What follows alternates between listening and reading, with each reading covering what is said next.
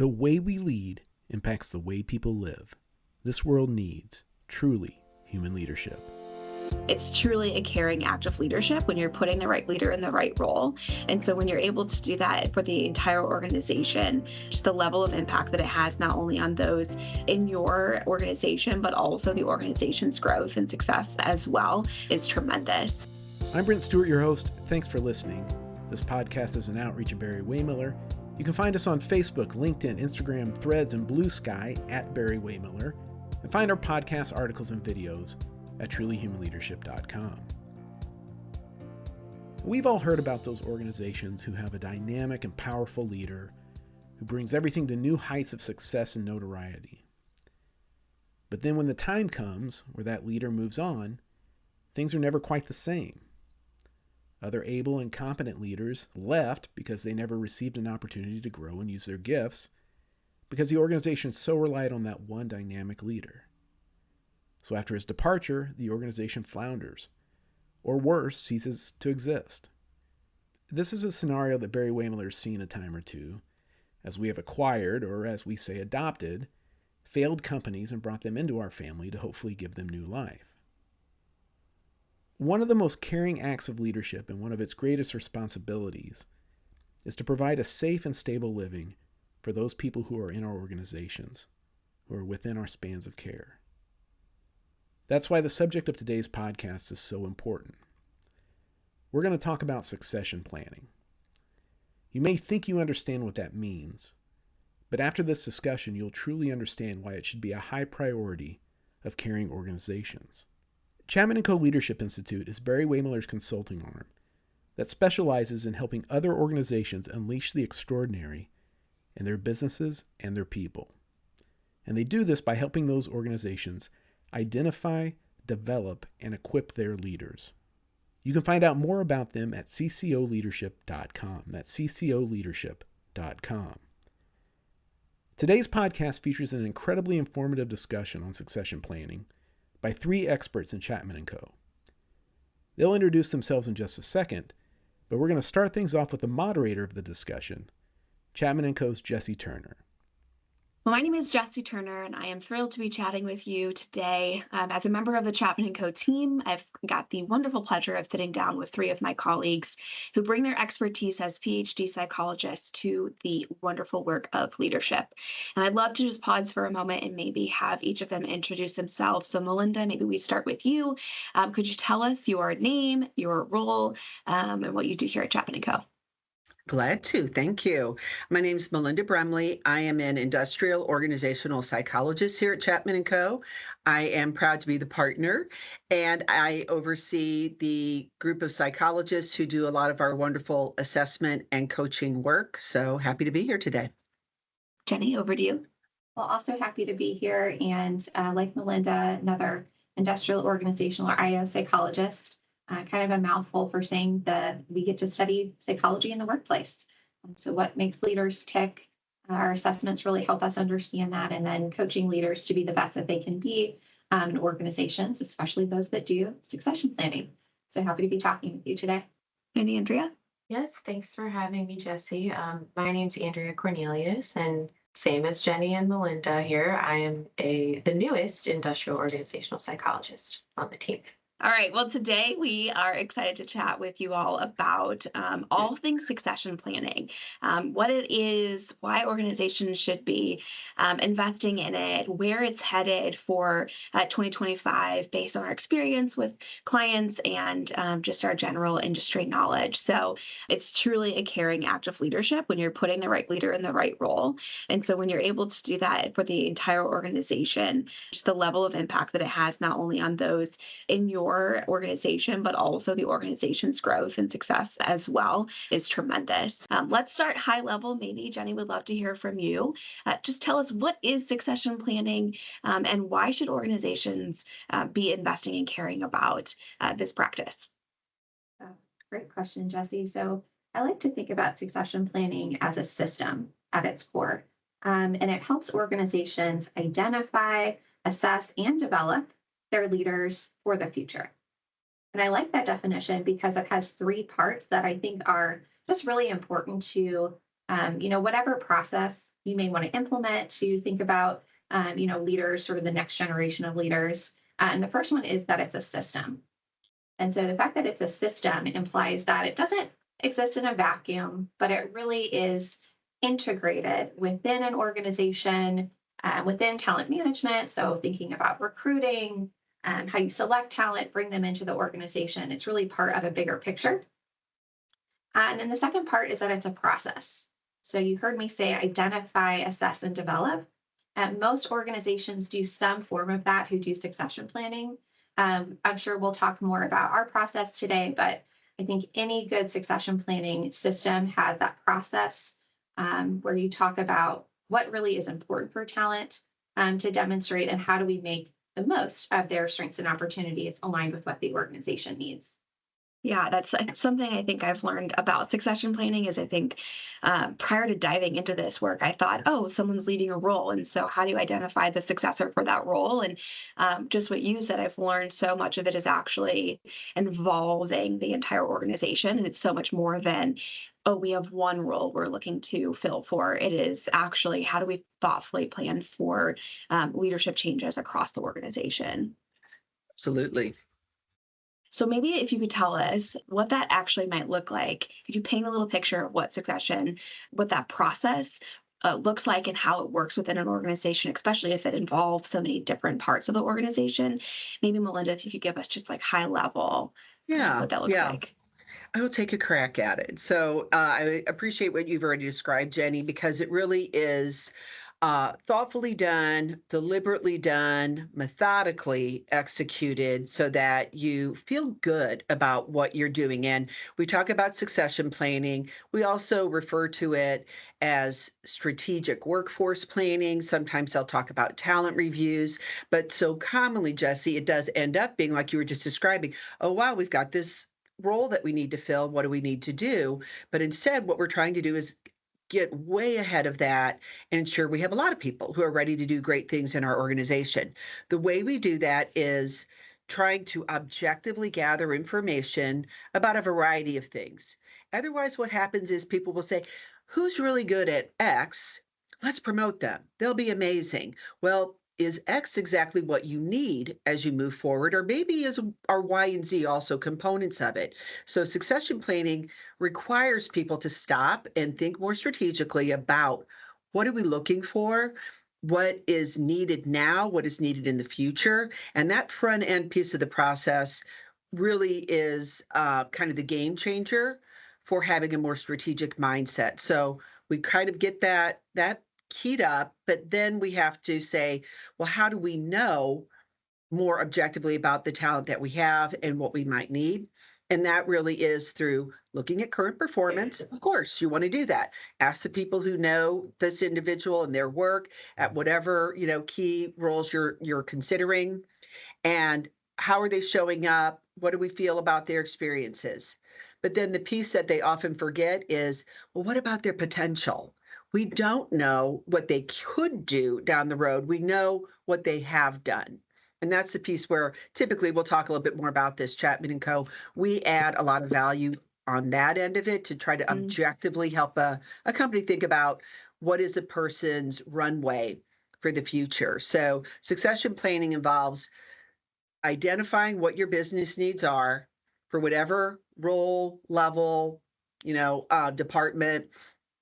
What are your business needs? Who are the key players who you think you have as a talent pool to consider for future roles in the organization? How are they performing? And what kind of runway do they have to move ahead? And with all of that said, it's a collaborative process. And that's also a component, Jesse, that's different from an individual deciding, hey, let's replace so-and-so with so-and-so. Succession planning is more of a discussion with the appropriate parties to really think through who are all these people and then what do we do once we talk about their potential? How do we help them get ready for whatever it is they need to do, experiences they need to have, mentoring they need to receive? What do we need to do to get them ready so that it's pretty seamless when the time comes and we're ready to make a transition? It just works and people don't notice it as, wow, that was a train wreck. That instead it's like, Man, that was really beautifully done. So Mhm. at a high level, that's how we generally describe. I don't know, Jenny or Andrea, if you guys would add anything to that or anything different you can think of. I think that really aligns well with, the process we work on with clients more broadly and with what I've seen. I think the other point that I would emphasize is I really like how you mentioned succession planning as a collaborative process. Mm. And so oftentimes we're brought into organizations through talent management, through HR leadership. And so it really allows for HR in particular to have a really collaborative um, conversation with different areas of the business, but also to play a really strategic role with the business that they don't always get to do. Succession planning can be a great way for HR to make a particularly valuable contribution to the business. And some of the benefits that we see when succession planning is done really well is, for one thing, it helps HR to reduce the time to fill an executive role. So typically it takes about 180 days to fill an executive role. And then on top of that, another 150 days to actually onboard that executive so that they're performing. But we know that for executives who are hired internally, that's much, much faster and they tend to perform better quicker. So there's a lot higher value for organizations that do that, all the way to the point that we see higher returns to the tune of about 20 to 25% for organizations that have strong succession plans. So, building off of what Jenny was saying about collaboration, another piece that's important that we hear from many clients that they just find so much value in is the calibration portion. So, the talent calibration piece is where the senior leaders are able to all get in a room with each other and discuss their talent. And it's a facilitated discussion with a third party, so like consultants from our company. So we are able to kind of be that non-biased voice where here's what the data says, here's the objective piece that we know from whether it's assessments or their performance or whatever it may be. And then we also get to hear their subjective perceptions of actually being on the job in the organization with the people. So what we hear often from senior leaders is it's rare to find that time with each other to all be in a room to discuss their talent. So I think that's a huge important piece of just the succession planning process Yeah. is, yeah. And so this is something that many of you, when you hear about succession planning, you hear, oh, we do the 9-box. And other people who are total haters of the 9-box saying, this is awful, you should never do it. We're not as caught up in the term that you use as much as the process. I would argue, I think a lot of companies use the 9-box beautifully. I'm a fan of it, but I'm also not opposed to doing other things if a company feels that's important. But it's kind of building on what you just described, Andrea, that it's a wonderful opportunity to get people in a room and to kind of narrow it down in terms of the conversation to say, hey, for those of you who aren't as familiar, 9-box looks at performance ratings and potential ratings, and you are rated on a 1, 2, or 3 for each of those. And then it results in you being in one of these 9 boxes, with 9 being the one that everybody would love to be in, saying, oh my gosh, this person is amazing and ready to run the company tomorrow, which, there aren't a ton of 9s typically, but down to a 1 where we would say, yeah, this person maybe is not performing all that well, and we don't see a lot of potential in them as well. But it is getting a group to use kind of some mechanism to talk about it versus just somebody saying, oh, so-and-so is good and so-and-so is not so good, to really get it anchored in a more systematic way, going back to that system that Jenny kind of led off with, that it's really, really helpful to do that. But there are a lot of people who would say, you still need to talk about performance and potential when you're doing succession planning. Yeah. So Melinda, I hear you saying, I think there's a way to bring it back.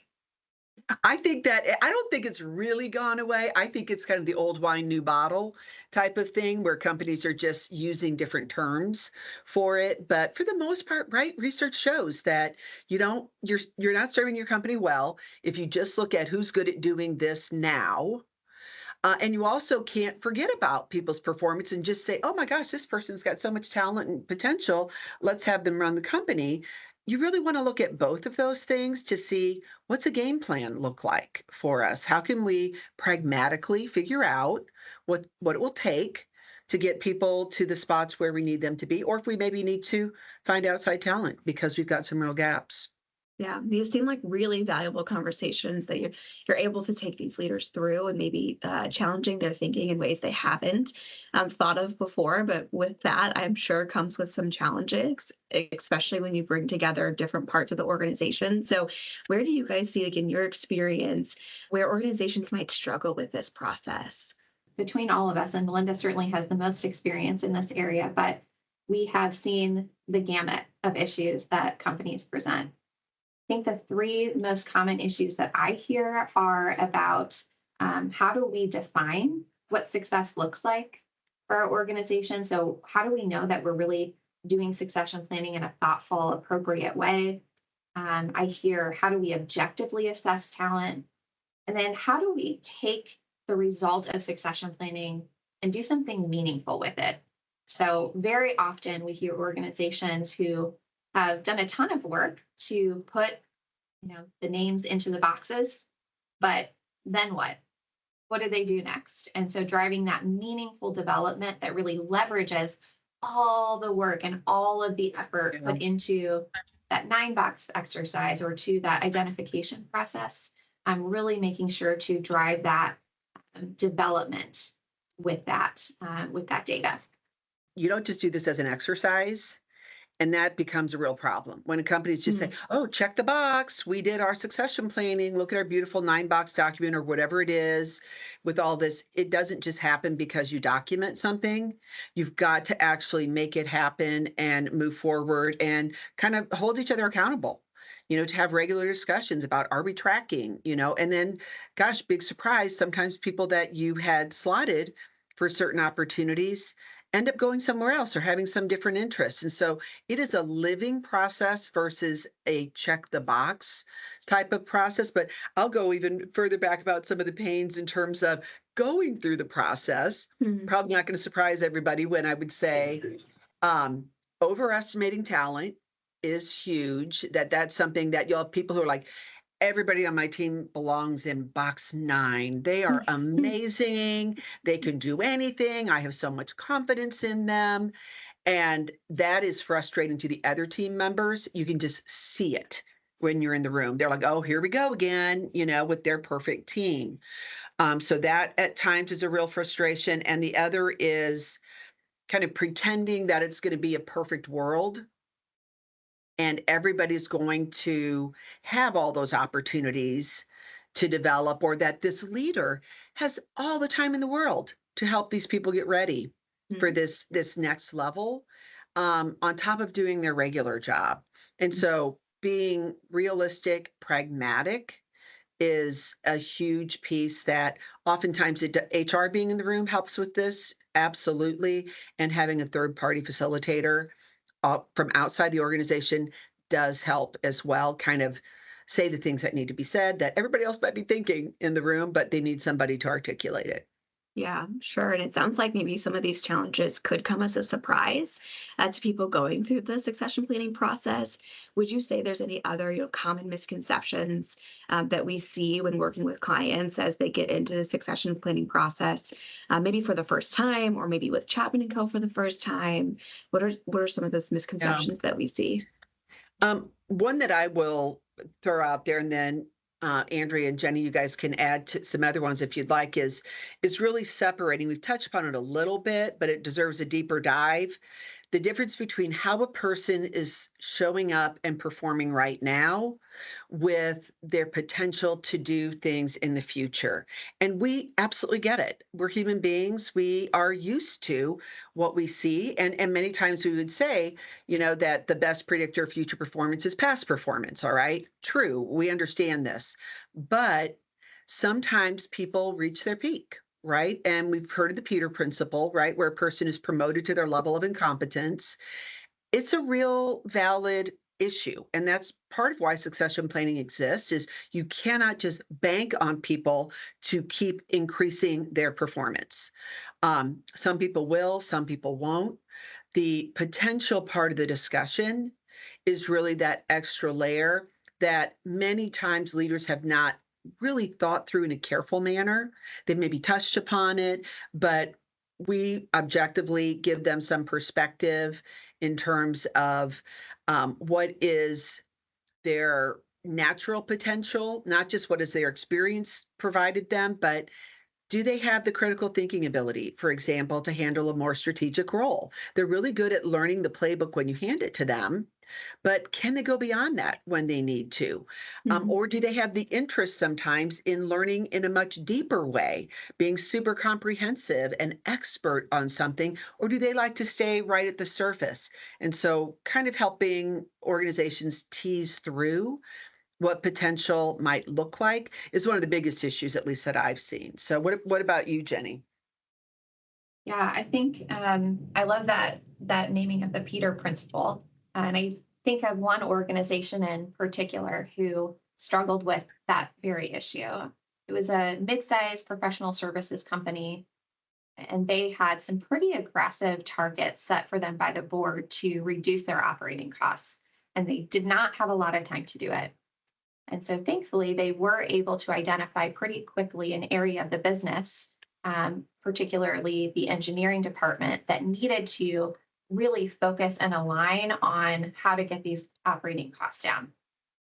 The good news was that they were successful. They hit their target to reduce operating costs. The board was thrilled. And as a result, a lot of these very technical, what we would call deep in terms of potential, engineering leaders got promoted to broader, more senior levels of leadership where they were not as effective. So leadership, unfortunately, took the view that, because they did so well in this technical role, we should just assume that they're going to do well at this different way of leading. And so there was a lack of alignment between really what they needed leaders to do Yeah. and what they were promoting them based upon. So Yeah. I like to almost think about it like if you took a really, really great chef, you think about one of your favorite restaurants and suddenly made them the restaurant manager, that restaurant's probably Yeah. not going to do that well as a result, right? You're losing a good chef and you're gaining a not so great a restaurant All manager. right, that's Restaurant Wars on Top Chef, right? Example of that, Exactly. right? Yeah, no, I like that. I'm going to jump in and add a little piece because it made me think of that as you described it, Jenny. That very often as well, when it comes to succession planning, we think about it strictly being the C level of the organization. They're like, Mhm. oh, we've got our board is telling us what's your succession plan for your CEO and your CFO, et cetera. And like Jenny was just describing, it doesn't always have to be at the very top that you may say there are certain departments in your organization that are really critical to the organization's success. Like with tech firms, it's going to be more on the technical side. Marketing services are going to be the marketing side. Financial services is going to be the financial side. And so it's not just a one size fits all or only at the C level, but companies who do really well are the ones who take the time to stop and think what is going to really drive our success today as well as in the future. Very thoughtfully consider that. And then, all right, well, where in our organization do we really need to win? We cannot afford to not have the right players smoothly running the show, no matter what's going on, who's retiring or what have you. That what are those parts of the organization? And then let's go ahead and find a way to take a deeper dive on those departments or individuals, that it's not exclusive to the C level. Because I know a lot of people think that they're like, oh, succession planning is just your CEO. Yeah, no, that's a great cause. I'm thinking about just the different parts of the organization that are impacted or could be impacted by succession planning.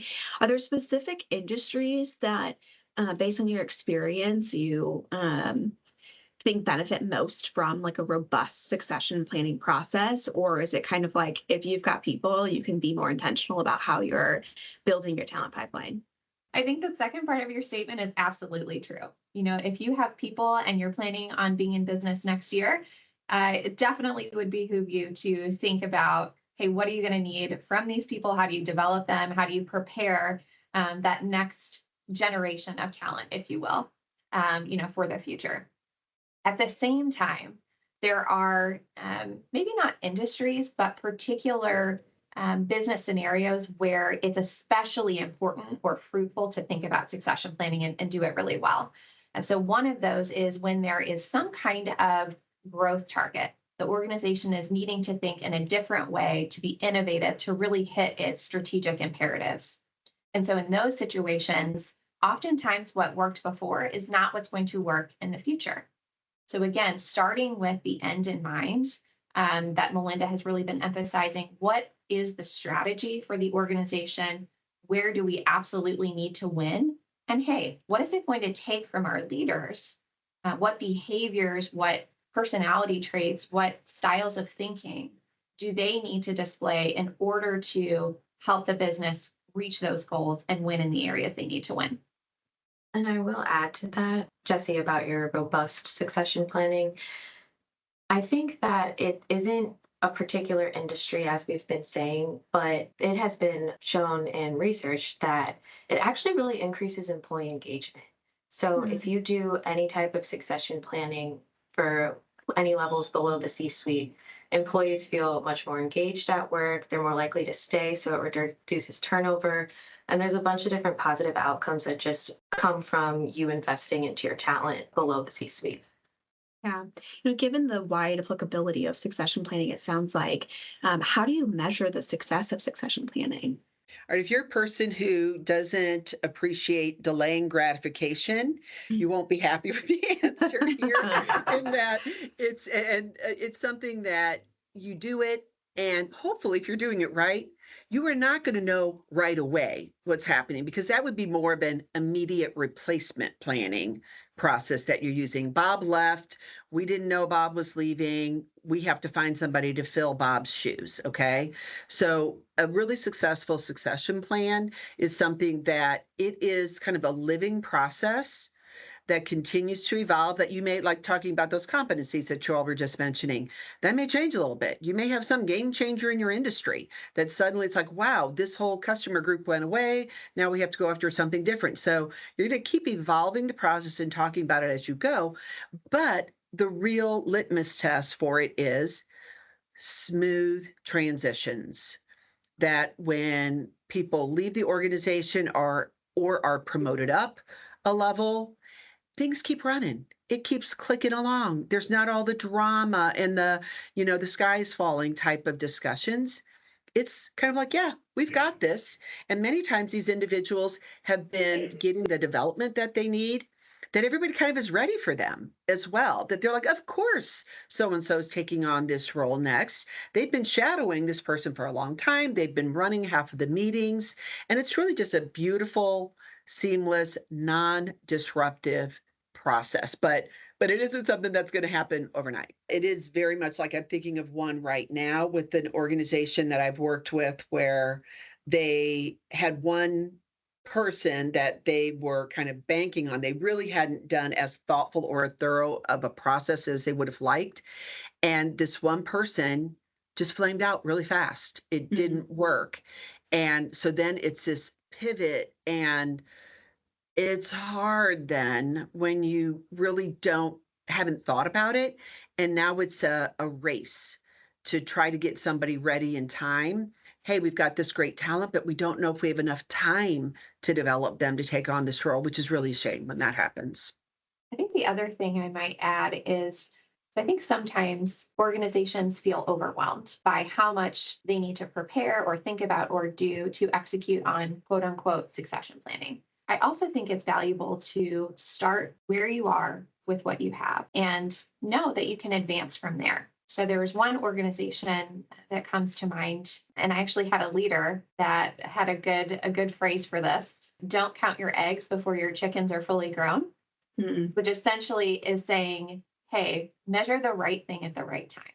And so with this organization, they did a really great job of knowing where they were and where they wanted to go. And then it would be a journey to get to that kind of succession planning. And they didn't let it get in their way in the meantime. So they were able to really look at some of those leading indicators, to use some of the language from Four Disciplines, which I bet a lot of listeners will be familiar with, those leading indicators, and create that compelling scoreboard of what success looked like for succession planning that year. So some of the things might be tracking diverse representation at different levels in the organization. Are we putting people into talent pools? Are we creating development plans for people? That might be some of those basic metrics you look at when you're earlier on in the process. And certainly for this organization, those were some of the things that they tracked. And then over time, they were able to tell that story of why succession planning mattered, build on those metrics year over year to really start tracking, hey, we're able to fill our executive positions more quickly. It takes them less time to get up to speed. Oh, and by the way, they already know our culture, so they're able to really perpetuate the positive aspects of our culture and hold those things true as leaders in the organization. I'm going to echo that, Jenny. It is a fabulous point. Is people can get very intimidated by the prospect, the notion of, oh my gosh, this giant science project called succession planning, and the board's going to want to be involved in da da da. It doesn't have to be that, just having some conversations, starting somewhere, that gets you going, just saying, what are the key areas where we would really be at risk if something went south in our organization? What are those areas, and how do we think we're doing in terms of the people in that organization? And it builds then, but you don't have to expect to go from 0 to 100 overnight. You don't have to say, quit your day job and just be doing this all the time. That there are some steps you can take, but I love the idea of just saying, hey, where do you get started? Don't get too intimidated. I think Melinda makes a good point there, because something else that's important to keep in mind about the potential aspect of this whole succession planning process is the people with the deep expertise, those functional experts that Jenny mentioned before. They're just as important as your high potential, quote unquote, team members who have this broad expertise. They can kind of work across functions. So there's two different types of high potential here. And I think historically, those who weren't in the 9 box were considered low potential. But that's not necessarily true, because you would be in just as much trouble if someone who's that deep functional expert that carries all this institutional knowledge were to leave your organization as a broad expert, high potential employee. So I think it's really important to remember that both types are very important. Yeah. And that another piece we haven't talked about that is also kind of another benefit of it, in addition to the company being served well, people are excited to get to develop on things. And so now in this competitive world where, like, oh my gosh, how do I keep this talent here? What do I have to do? If you're like helping people develop and progress in their careers and exposing them to maybe some different mentors, or giving them deeper knowledge in certain areas than they've had in the past, they really appreciate that. And so it's a win-win. The company does well, but also you're showing you care about the members of your team, and then they're going to appreciate a chance to develop in that organization. Yeah, I think you guys have made some really great points around just how transformative and impactful succession planning can be for not only an organization in the business, but the people, those individuals in that organization. And so, if you could summarize what the role of a leader is, and you think about someone who has to make this decision, maybe they need a lot of patience, maybe they know it's going to be a long-term investment, it's going to require a lot of energy from across the organization. What is the role of that leader in ensuring that this is successful? The leader really has to be the one who is shepherding them and having important, timely, constructive conversations with people about their development. What they have to be careful of is making promises, guaranteeing timelines. That's when people can go south with it. And so the leader's role, I'm glad you brought it up, Jessie, because it really can flavor the process for people. Is this a positive thing that's for good, or is it I'm being evaluated and maybe found lacking, so I'm going to be off the list? That leader really does set the tone for how people perceive it and see it as a positive thing versus, oh my gosh, what's going to happen to me now? Or, unfortunately, where they make the promises in 3 years, you'll be sitting in, Sue's chair. That's also something that the leader really has to steer away from. Yeah. So you'd say maybe it takes a really authentic and trusting leader to help steward this process. It does it, and really the whole process in general. I'm going to just step us back saying Chapman and Co. We really value and focus on truly human leadership. We are partnering in the world of work, but we're also understanding the important human element of doing that. And what a great responsibility it is, like you were just Yeah. describing, Jesse, that leader has this great responsibility. Something that I've learned with succession planning, that it usually surprises in the first time you have this conversation where you're doing the calibration. Sometimes we'll have met with these individuals beforehand with the talent pool, okay? We'll have met with them and we've interviewed them and we've talked to them about aspirations, their own view of strengths and weaknesses, just really learning about them in addition to the assessment measures that we use. And there are many times when people will say, I know they want me to do X, but I really am not interested in X. I love Y. And I want an opportunity to go over there. And I know it's like a lateral move for me, but I'm more passionate about that. And I feel like I'll be energized by that.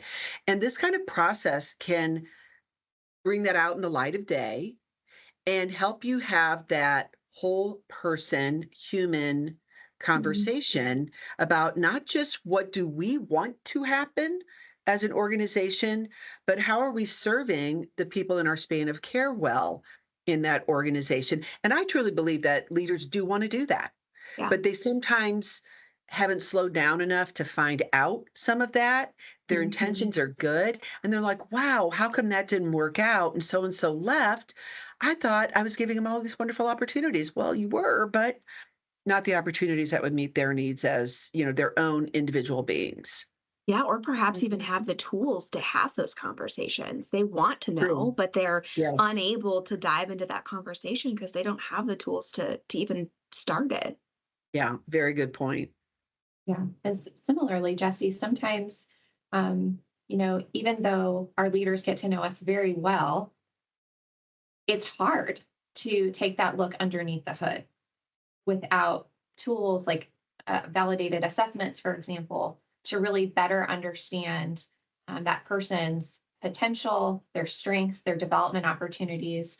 And so the last thing, going back to that story with the technical engineers, the last thing leaders want to do is put their people into positions where they're not able to succeed. And so for those engineers, at first they were very excited to be promoted, but quickly realized I can't actually do the level and quality of work here that I want to be able to do for the organization. So also recognizing that it's a caring act of leadership to steward talent in the way that it can really be most successful for the person and for the organization. So, Melinda, when you talk about the leader's role in succession planning, it reminded me because this is also mentioned as a future trend in some of the articles out there, but it's important to have psychological safety within your team, and that comes a lot from the leader. And psychological safety is basically just your team members having trust in each other, being able to make a mistake, being able to challenge each other, being open about just sort of any type of team dynamic going on. And so I think that in order for any team to be successful, you have to be able to have that trust and safety and interpersonal vulnerability with each other to be a high functioning team. And yeah, that's also important in a succession planning sense. Absolutely. It makes me think of the leader's role in creating that safe environment for people to develop. And I don't know about you, but I think some of the biggest times of growth in my career have been when I've made a mistake or haven't done something the way that I would do it if I had to do it over again.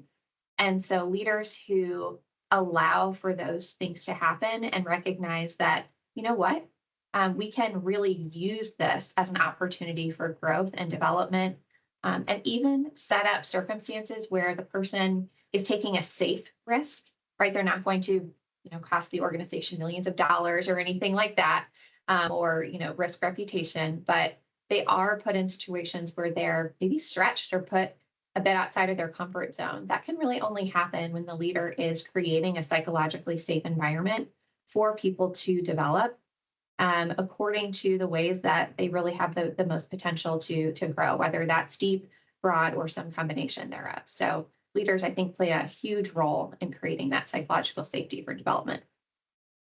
Absolutely. So I've loved all of the getting to know what is succession planning, how do you ensure it is successful, what are we looking for in those success metrics.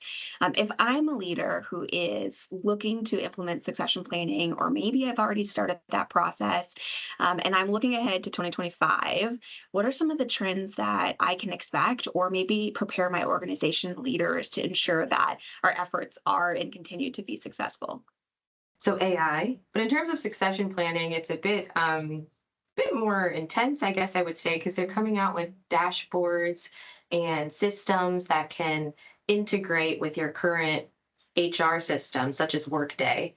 So there are things out there right now where it basically can analyze your performance ratings, employees' engagement levels, if you've done a survey, just basically any employee data that you have in your current systems, and make these predictive models. And so essentially it's just predictive analytics to tell you who could be a high potential, which sounds really cool because it's taking all of this data and saying, oh, this person's going to be a good fit. But there are some challenges with that and some things to watch out for that. I know, Melinda, you passionate about these challenges, but Yeah, it is. It's something that I had the pleasure of being at an HR policy conference in the fall. And there was a woman, she's a Wall Street journalist, Hilke Shellman, and she's written a book called The Algorithm. And she talks about the dangers of using AI inappropriately. And just like Andrea was describing, they have this kind of sexy packaging around it that sounds, wow, this is amazing. This will do it all for us. Let's sign up for it. And basically, what she has found with her research is that AI can be a wonderful tool to organize data, to maybe put certain components into a table or a dashboard that an organization might use. But where it is very, very flawed is when it comes to judgment. And that's the piece where you're kidding yourself if you're going to write an algorithm. And her classic example was it will try to learn from what it's already got, and it will grab some data points that might not be relevant. And her big one was finding out that people were very successful in this one organization that were named Bob, who played soccer in college. All right. Well, they were not professional soccer players, so probably not a really important indicator of success. It was just something that was there. It wasn't a real valid indicator, but it correlated, right?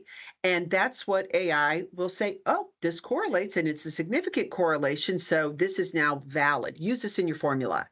And that's the piece where she says it really comes unglued, is when you start using scenarios where you're using algorithms when you truly need to use judgment. Use it to collect data or to organize the data or to make processes quicker and easier, but really step away from using it for anything judgment related. We are just not there yet. And also, I've had plenty of corporate counsels call me and say, please do not use AI for anything that you're doing with us, because legally it's still really kind of a gray zone too. One thing that you mentioned, Andrea, that I'd love to just touch back on is how succession planning is sort of evolving into more of these broader talent management systems. So you mentioned Workday. I know there's a plethora of others out there that seems like a win-win, that we're able to connect the efforts of our organization with the tools and the programs and applications that we actually already have in place. Tell us a little bit more about what that looks like and how succession planning is evolving to fit the systems that HR teams are already using. yeah. So similar to how we said about looking at the whole person, um, it's kind of moving towards a direction of looking at the whole organization. So this Hmm. holistic approach, which we've touched on with aligning your competencies to your strategic direction and your business objectives and that sort of thing.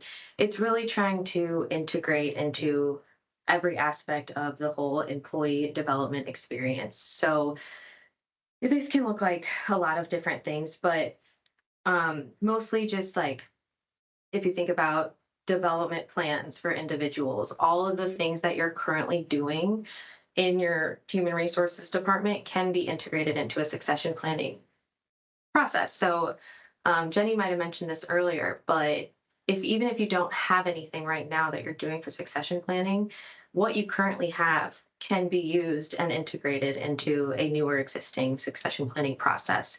So instead of starting from scratch and making this big, huge, static plan, it's becoming more of a cyclical process where let's take what we have, let's use it and put it into something that we're currently building and just make it more of this ongoing cycle. And yes, just taking into account everything that you have on your employees and also anything you want to add that's new. Yeah, especially when you think about as succession planning is kind of expanding beyond that C-suite, what's the information we have across the organization and not just thinking about that highest level, how can succession planning really be impactful for all levels of the organization?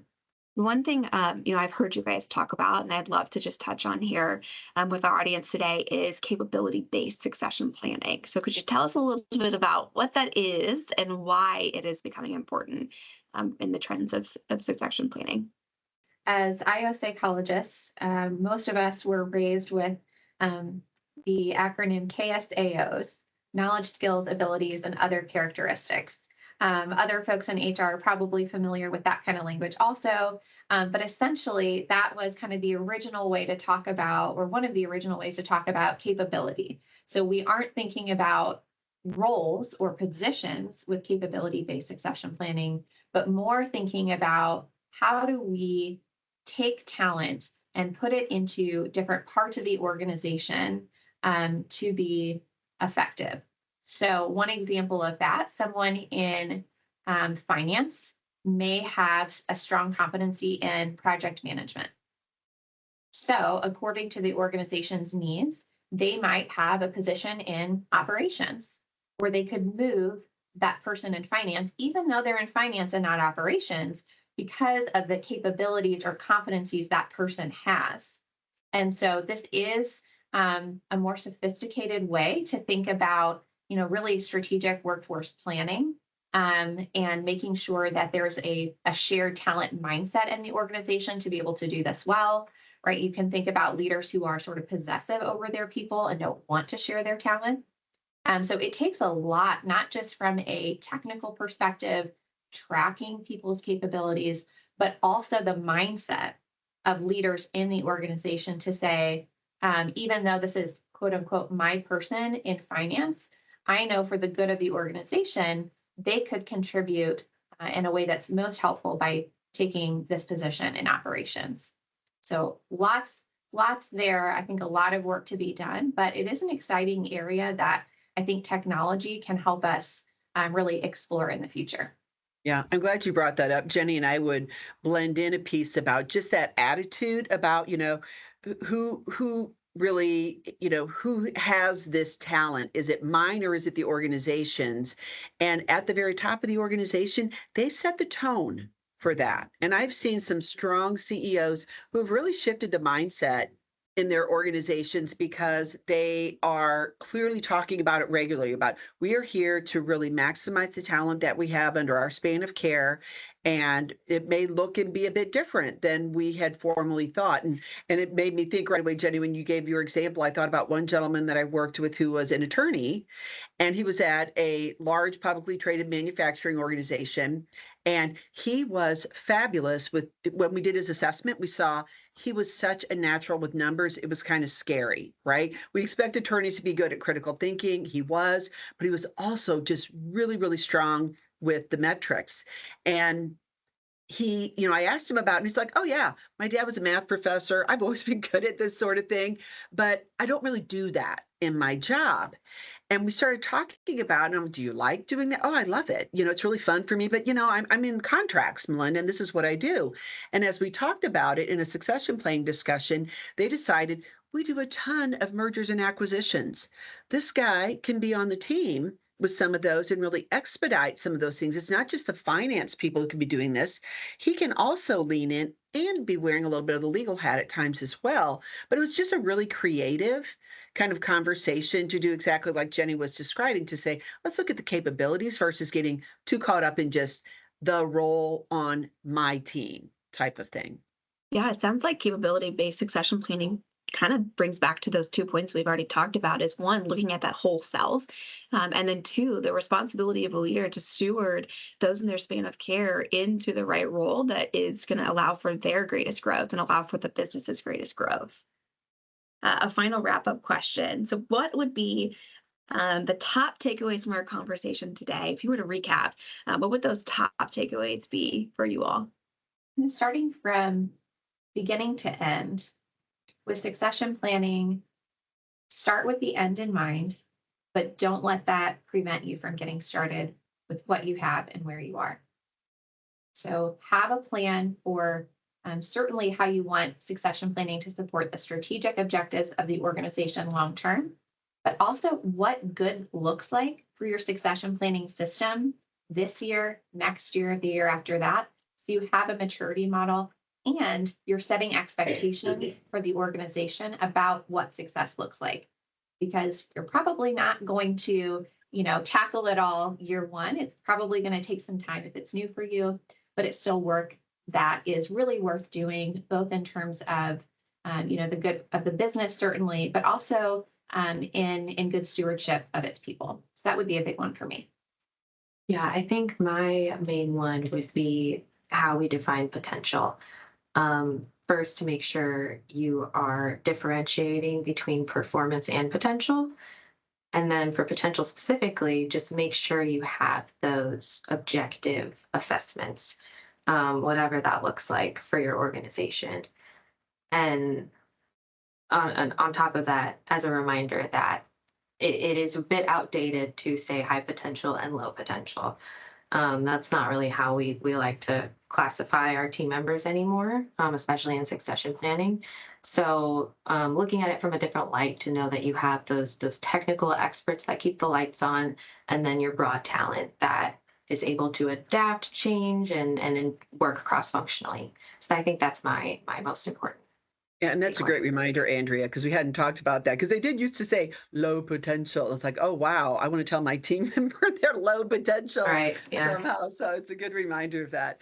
I tend to be very outcome-based. My team knows that I'm always like, I think about what does success look like with succession planning. And so kind of building on what Jenny and Andrea have already shared, I would say, first taking the time to get started, but to know what you are going after, that you're going after making sure you've got the right people in the right place at the right time. That's our goal. So that doesn't happen by accident. Sometimes we might get lucky. Don't count on luck for too long. What can you do to ensure you have that outcome? That to me is what I always try to think about with succession planning, strategic workforce planning. If you want to learn more about succession planning and the services that Chapman & Co. Leadership Institute offers, make sure to go to their website, ccoleadership.com. There you can read all about their services, read all about everything that they do, see case studies, and contact them. That's ccoleadership.com. And don't forget to find us and connect on Facebook, LinkedIn, Instagram, Threads, and Blue Sky at Barry-Wehmiller. And you'll find more podcasts, articles, and videos at trulyhumanleadership.com. I'm Brent Stewart. Thanks for listening.